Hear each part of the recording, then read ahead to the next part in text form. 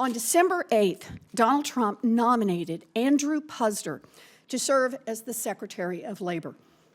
Now, if you work for a living, this man is important to you. The Secretary of Labor is responsible for protecting the interests of 150 million American workers. He will be the person responsible for enforcing the laws that ensure that employers actually pay workers for every hour that they work, and setting standards to prevent workplace injuries and death.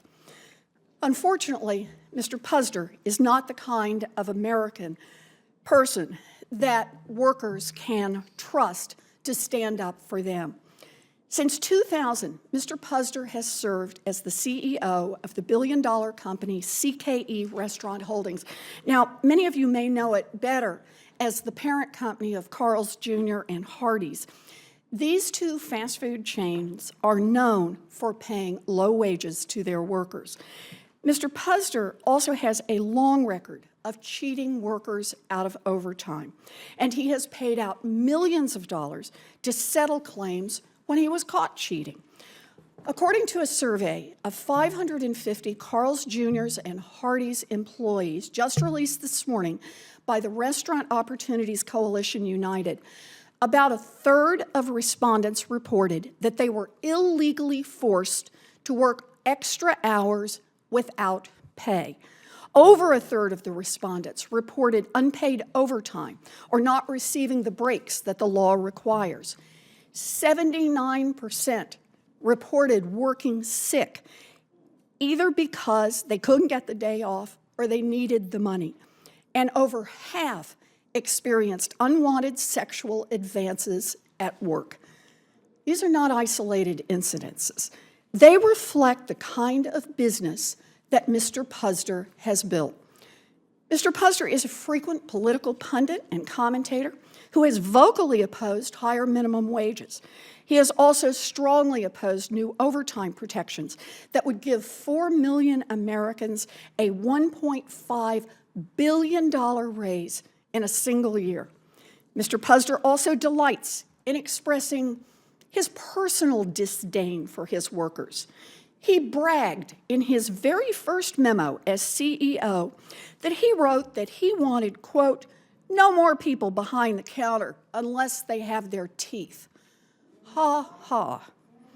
He also said he would like to replace his workers with robots because, quote, they're always polite, they always upsell, they never take a vacation, there's never a slip and fall or an age, sex, or discrimination case.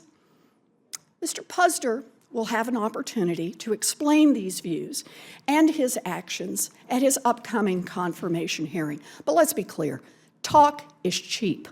The Senate has an obligation to hear from those who are best qualified to tell America about Mr. Puzder's suitability to be the Secretary of Labor and to stand up for American workers, his own workers. And that is why my colleagues and I asked the chairman of the Help Committee last week to include Mr. Puzder's workers in his confirmation hearing. When he refused to do so, we had no choice but to hold today's forum ourselves. So, I would like to introduce our panelists. Laura McDonald worked as a general manager at Carl's Jr. in Tucson, Arizona for 20 years. For years, she was forced to work extra hours without pay.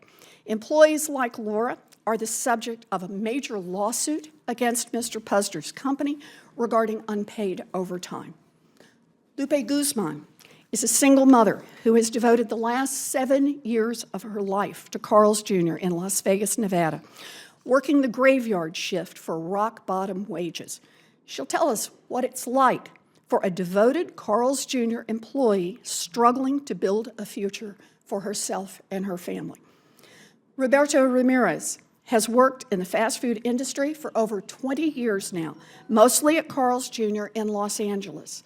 He regularly worked off the clock at Carl's Jr.'s and even had a full paycheck stolen by his manager.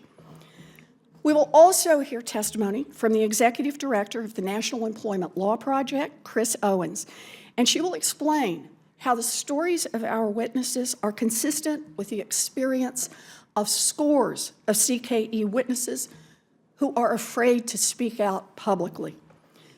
So I want to thank all of you for being here today.